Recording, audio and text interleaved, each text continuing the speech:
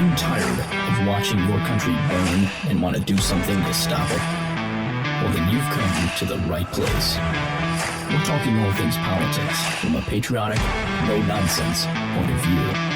I'm We the People, and I'm your host, Skylar, the Patriot.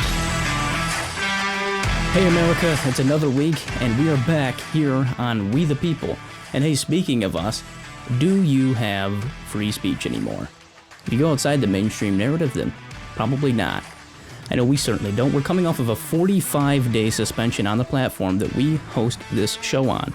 And it was done for no other reason than for bringing you the truth. That's why we were suspended. It's ridiculous. But do we have that First Amendment anymore? Simply, I do not know. But Elon Musk buys Twitter, and then everything gets interesting. What's happening now certainly does not seem like the America that you and I have once always known and loved. But it is definitely happening, and it is very real, right in front of us now. And you're going to hear me break all of that down for you today on today's show. So let's get after it.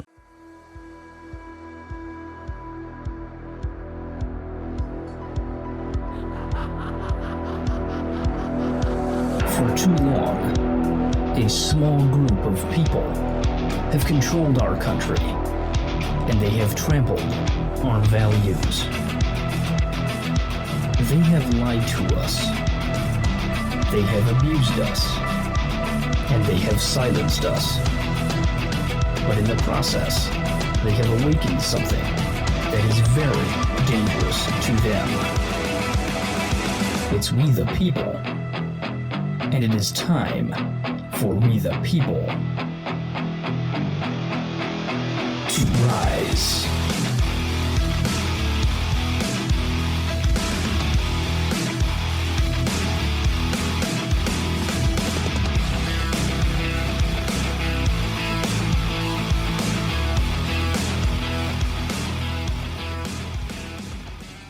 So just last week, Tesla and SpaceX founder and CEO Elon Musk bought Twitter for $44 billion. Wouldn't it be nice to have $44 billion? I mean, wow. And then imagine being able to spend $44 billion of your own dollars. That's insane. Certainly not a small price, and certainly wasn't done without major pushback from none other than the left and the federal government. But what is our government so afraid of? And why does it seem that the entire Democrat Party, I mean literally the entire Democrat Party, is up in arms about this? Why is that way? Americans have seemingly had the right to free speech since December 15th, 1791, when the First Amendment was passed. So this should be nothing new, right? The right to speak freely. Unless, of course, it didn't always stay that way, and the government started trying to suppress your right to free speech. But why in the world would our dear old government ever want to do that to us, right? So what are they so afraid of? To put it simply, it's you. It's me. It's all of us. Having a voice and being able to speak freely. That scares them. In fact, it terrifies them. Because it means we can share information with one another and be able to speak out against them. And they can't have that. No, not at all. But it would seem over the last few years, certainly since the tail end of the Trump administration, that they've been pretty successful in shutting us up and censoring pretty much absolutely everything that we can say on any of their favorite big tech platforms. And I'm willing to bet that at some point you've probably received a notification that said something along the lines of this, and I'm sorry to have to repeat it because it's very annoying. Quote, "Are you sure you want to comment this? Similar comments have been reported. We recommend you don't even say it." Or, I know I've certainly received those comments. Or that basically every single thing that you could say that any reasonable, normal person would know is the truth has been fact-checked. It's all been flagged. You've probably seen your follower count go way down, your engagement levels go way down, and perhaps you've been one of the many to have your account either temporarily or permanently suspended, welcome to the club, without the ability to appeal the decision for absolutely no reason other than violating so-called community guidelines, whatever the hell that means anymore. I haven't seen the community guidelines. Have you seen the community guidelines? I mean, are we missing something on the show? I don't think we're missing something on the show. No, I haven't seen the community guidelines, yet I'm suspended for them. Isn't that interesting? It's happening to all of us. Mass silence. on conservatives, on we the people. Now insert Elon Musk. Elon comes out of what would appear to be complete right field and says, enough is enough. I'm buying Twitter for $44 billion, and I don't give a damn what the left thinks. And the left goes absolutely nuts in response. I mean, all out unhinged. Twitter employees are saying that they'll be quitting and said that they wouldn't by no means be able to handle the emotional damage of Elon Musk as their new boss, despite the fact that these Silicon Valley big tech employees are all likely driving Teslas. But even more interestingly, the federal government decided to get involved. Under Biden's direction, both the Securities and Exchange Commission, that's the SEC, and the Department of Justice, the DOJ, are attempting what they call a, quote, joint investigation into Elon Musk and how he has purchased Twitter. Former securities officials and professors said Elon may have missed a key disclosure deadline, I'm quoting here, and filed the wrong paperwork when he bought 9% of Twitter, end quote. The article from Reuters goes on to note that U.S. securities law requires disclosure within 10 days of acquiring more than 5% of a company, and that Musk did not meet that deadline. Well, boo-hoo. The SEC and the DOJ are trying to use any tiny little potential inkling of a shortfall that they could possibly find to try to punish Elon Musk for taking away their precious censorship platform. Because God forbid that we, the people, can actually speak freely on a major platform, for once. So Elon wants to become the sole owner, and now has, of a tech company, and they have an absolute conniption. I mean, a full-blown meltdown.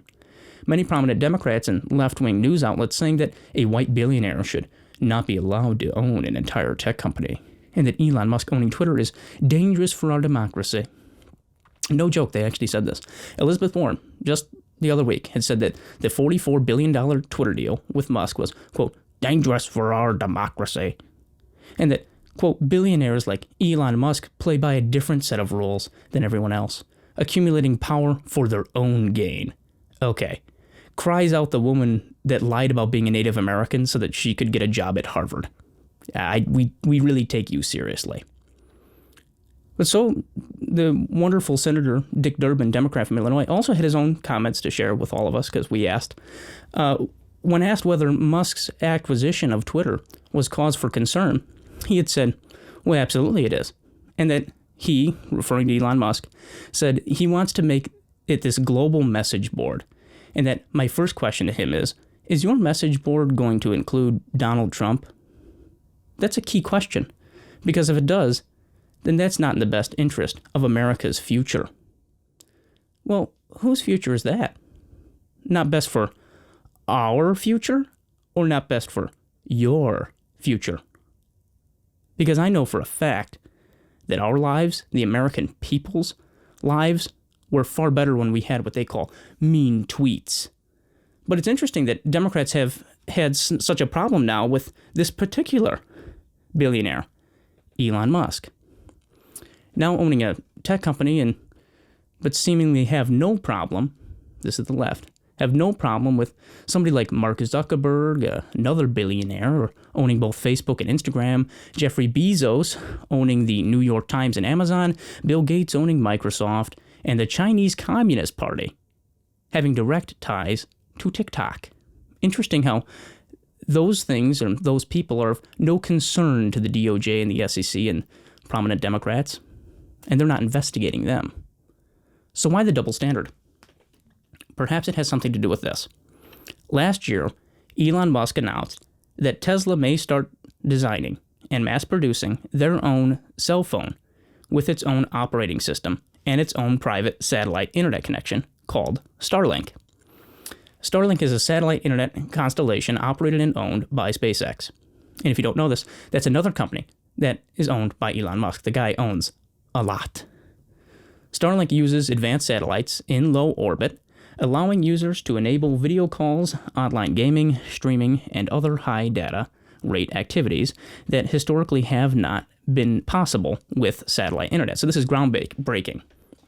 So now you've got a guy, Elon Musk, who's the richest man in the world, who seemingly cannot be controlled by the left, at least as far as we know, who is now the new owner of Twitter, now known as the Digital Town Square.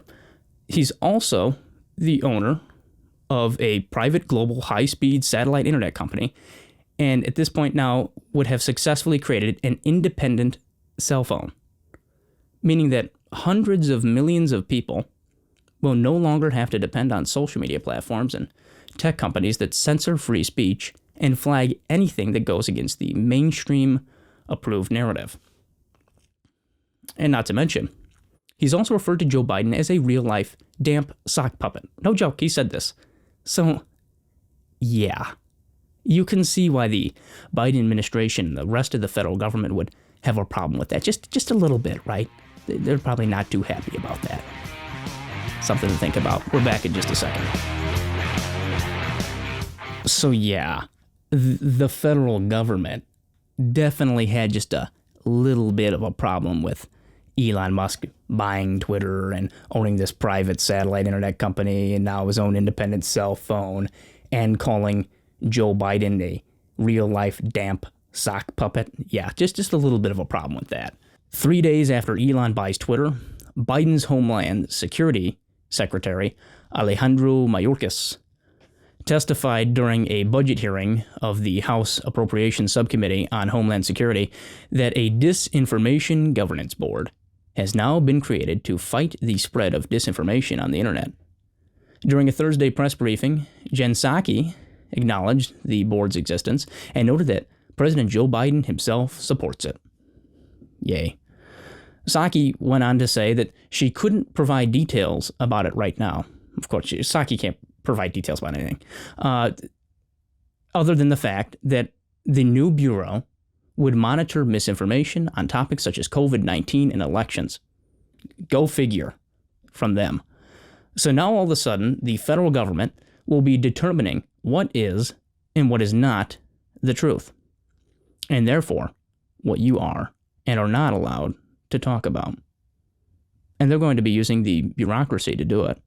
That's why anytime this topic comes up, I tell people all the time that the bureaucracy is the fourth and most dangerous branch of government that they do not teach you about in school. And now the federal government is weaponizing it against their own people. This is something that many of us on our side have always predicted could eventually be a thing, that the federal government could determine what you can and cannot say. But now to actually see it officially in action is something completely different, especially considering it's coming from such a radical administration. This is 100% going to be the, quote, Ministry of Truth, completely out of Orwell's 1984. This is something that I would expect the Chinese Communist Party to be doing, not us, and the CCP is doing it. But now, so are we. This certainly doesn't sound like the America that you and I both know and love. This sounds like something straight out of Nazi Germany. And in fact, every single tyrannical regime that has plagued this earth has had something exactly like this. This should scare the hell out of you, America. And this is who they're going to have head the project, Nina Jankowicz. Yeah, I don't think we need Scary Poppins in charge of determining what is the truth in this country. Do you? I don't think we need her in charge. If you haven't seen the video of her singing about what they call disinformation, you need to watch it. But for the sake and sanity of those who actually have seen it, I won't even for a second think about disgracing or torturing your eardrums with hearing it once more. It's frightening. Awful, terrifying, really. Nightmare fuel, if you will. I'm going to leave it at that. In an interview with CNN's Dana Bash, Mayorkas said this of Nina Jankowicz. Roll tape. Republicans are criticizing your decision, the administration's decision to choose Nina Jankowicz to lead this disinformation board. They say she is not somebody who is neutral. Your response? Eminently qualified, a renowned expert in the field of disinformation. Absolutely so. Oh, yeah, sure. Okay, two things. She's not neutral. She's way the hell to the left. I mean, full blown. In her Scary Poppins video, again, not going to play it for you, she attacked Trump, Rudy Giuliani, and other conservatives and Republicans. Again, all the way to the left. You don't get much further than Nina Jankowicz to the left. Second of all, she's like 30 years old. I think she's 33. She's not an expert in anything. She's not qualified to do this at all. And frankly, nobody is, because it should not be happening. It honestly seems like they didn't even research her at all. I don't think they research anybody. But truly, in my opinion, I think, to level with you, I really do. I think they do probably research these people. And I think they're doing this on purpose. It wouldn't seem like they research them because they're that radical. But I think they're doing it on purpose because they want it to be as absurd as possible. It's absolutely ridiculous. Off the map, completely off the radar, off the spectrum. Crazy. Just look at the rest of Joe Biden's cabinet. These people are not qualified to serve in the positions that they are. They are appointed activists, just like the new Justice Ketanji Brown. And what does that do when they appoint these absurd radical activists to the highest offices in our country, some of the highest positions? It just stymies everyone. It certainly stymies me. I'm shocked by it. And you know what else it does? It gets everybody fired up and flared up and gets us divided and on edge. People who may not have been violent all of a sudden want to become violent. People who didn't want to argue before now all of a sudden want to argue with people. It's done on purpose because they're trying, and at this point succeeding, at destroying our country. But if just the sheer threat of no longer living in an America where you can speak freely is not enough for you to be up in arms about this, then this certainly should be.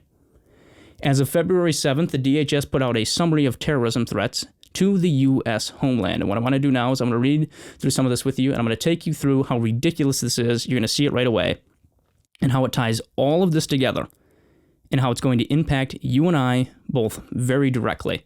And if you want to read the whole thing, there'll be a link to the entire statement on our website. You can find it at tusps.org/sources. That is tusps.org/sources for the whole thing. But here we go on what it says, and I'm quoting here. The United States remains in a heightened threat environment fueled by several factors, including an online environment filled with false or misleading narratives and conspiracy theories, introduced and or amplified by foreign and domestic threat actors, end quote. So boom, there you go, right off the bat. Here we are, first line in, and we're already at this completely ambiguous and all-out ridiculous statement from the DHS that puts you and I, what should be the free-speaking American public, right, at risk.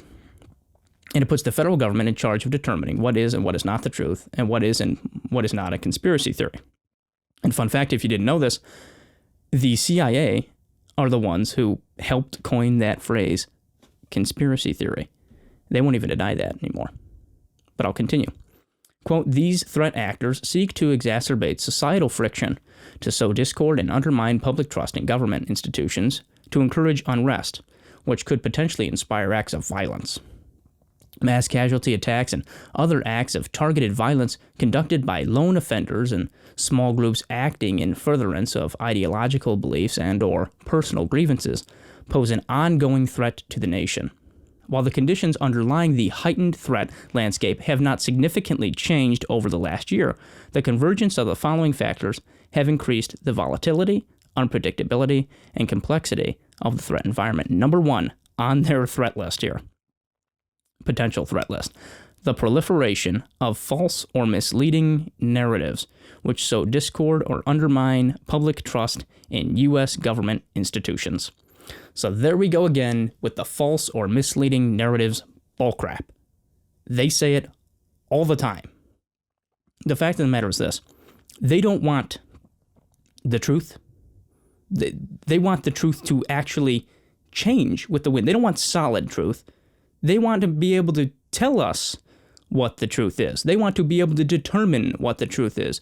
They don't want you to be able to speak the truth. They want to be in charge of determining what it is, and also be the ones to spread what they decide is the truth for you. It's very dangerous. Can you say Nazi propaganda and the control of the airwaves? The announcement continues and lays out what they call, quote, key factors contributing to the current heightened threat environment. Those being, again, they repeat this, the proliferation of false or misleading narratives, which sow discord or undermine public trust in U.S. government institutions. For example, quoting here still, Quote, there is widespread online proliferation of false or misleading narratives regarding unsubstantiated widespread election fraud and COVID-19. Grievances associated with these themes inspired violent extremist attacks during 2021. Malign foreign powers have and continue to amplify these false or misleading narratives in efforts to damage the United States. End quote. Well, that's interesting. Can't talk about voter fraud. Nope. Can't talk about COVID. No. Can't talk about the vaccine. And this show is proof of that. We were suspended for almost 2 months for talking about those things. Interviews at CPAC. It wasn't in the title. Anything about COVID, the vaccine, or election fraud. It wasn't in the description. It was in the audio. And they removed that. They flagged the audio. And this is all already now, at this point, coming down the pipe very quickly. DHS statement continues. Here we go, quoting again. As COVID-19 restrictions continue to decrease nationwide, increased access to commercial and government facilities and the rising number of mass gatherings could provide increased opportunities for individuals looking to commit acts of violence to do so, often with little or no warning. Meanwhile, COVID-19 mitigation measures, particularly COVID-19 vaccine and mask mandates, have been used by domestic violent extremists to justify violence since 2020 and could continue to inspire these extremists to target government, healthcare, and academic institutions that they associate with those measures. That's insane. End quote. That's ridiculous. So according to the Department of Homeland Security and the federal government, if you question COVID-19 and have a problem with lockdown orders, vaccine, or mask mandates, well, then you are considered now a violent extremist, a domestic terrorist threat in the eyes of your own government, just for questioning things. But it doesn't stop there, though. Quote, domestic violent extremists have also viewed attacks against U.S. critical infrastructure as a means to create chaos and advance ideological goals, and have recently aspired to disrupt U.S. electric and communications critical infrastructure, including by spreading false or misleading narratives about, get this, 5G cellular technology, end quote. So, concerned about 5G? Well, hey, that's a no-no. Can't do that one either. You're not allowed to talk about that. Which begs the question, folks, what is wrong with 5G?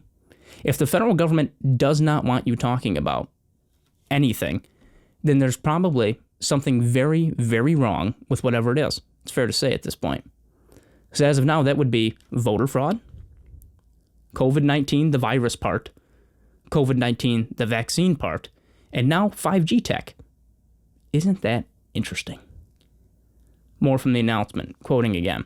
A small number of threat actors are attempting to use the evacuation and resettlement of Afghan nationals following the U.S. military withdrawal from Afghanistan last year as a means to exacerbate long-standing grievances and justify attacks against immigrants, end quote.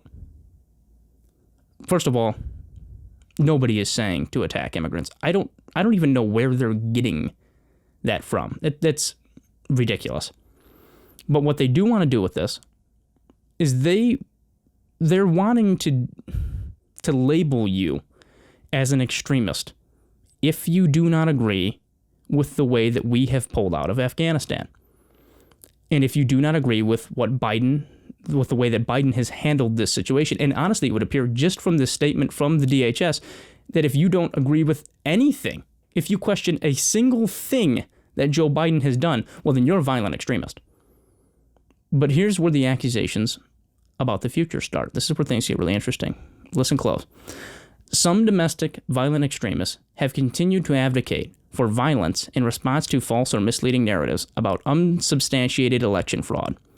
The months preceding the upcoming 2022 elections could provide additional opportunities for these extremists and other individuals to call for violence directed at democratic institutions, political candidates, party offices, election events, and election workers, end quote. Well, that's presumptuous. Just a bit. They are assuming that we will attack anyone, specifically the other side, and even elected officials because of election fraud. They're assuming that we're going to do this. They're, in fact, predicting it. And here's where dates become important here. This statement is from February 7th. And as I believe it was either last week or 2 weeks ago, this advisory, this summary of domestic terrorist threats was extended out now until June 7th. So what are they getting ready to stage between now and the beginning of June? Certainly sounds like something that's what they're accusing us of doing before it's even done. Perhaps another deep state pre-planned January 6th-esque insurrection? So that they can create another unelected, completely partisan witch hunt committee to demonize more Trump-supporting conservatives and strip away our freedoms? Wouldn't put it past them. Perhaps more rioting in the streets, more civil unrest, which we're already beginning to see right now. Play cut 5 with the police.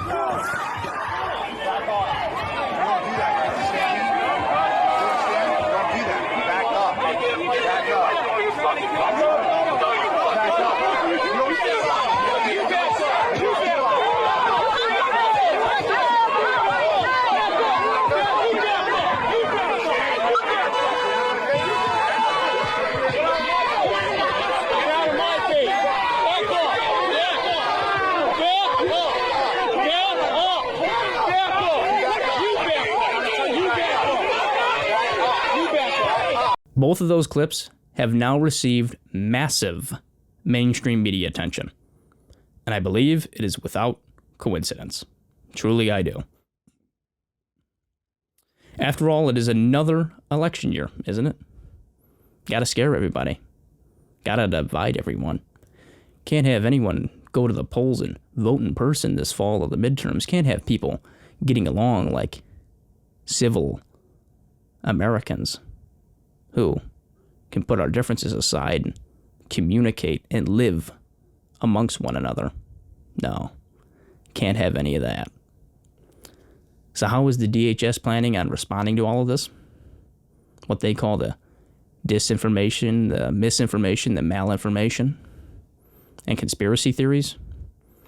Quote, the DHS's Office of Intelligence and Analysis established a new dedicated domestic terrorism branch. Remember, this is from a statement from February 7th, and they're saying the DHS's Office of Intelligence and Analysis established a new dedicated domestic terrorism branch to produce the sound, timely intelligence that is needed to counter related threats. The DHS is working with public and private sector partners. Key on that, public-private partnerships. It is going to be, it already is, huge with the Great Reset. And they're doing this with the public and private sector partners to identify and evaluate false or misleading narratives and conspiracy theories spread on social media and other online platforms that endorse or could inspire violence, end quote. Here we go. Elon Musk buys Twitter.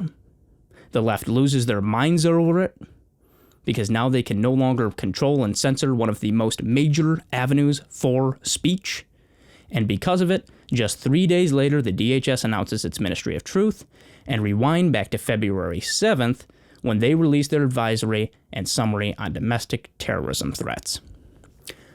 Coincidence that all of this happened just in a matter of a few months? Nope. I think not. No way. No way is that a coincidence. What you are seeing right now is a push by the federal government and by the globalist elite oligarchs to control more than they ever have before. This is the type of government. These are the type of people that the Founding Fathers warned us about. This is why they wrote the Constitution and the Bill of Rights in the way that they did. To protect us from complete totalitarian government like this. This is full-blown, all-out tyranny. If this passes, if this is allowed to go through, if this is not met with major pushback from our elected officials and we the people, then the America that we once knew and loved will be gone forever. It's that serious, right in your face, right now. This will change absolutely everything. It is a republic. If you can keep it, you've been warned, America. As always, I thank you for listening, and I thank you for trusting me with your time. I certainly do appreciate that. And if you want to contact me, you want to support our show, or share with us your thoughts, you can do so at tusps.org/podcast. That is tusps.org/podcast. Thanks, everybody. I appreciate you listening and all of your support. And until next time, always remember, it's we, the people.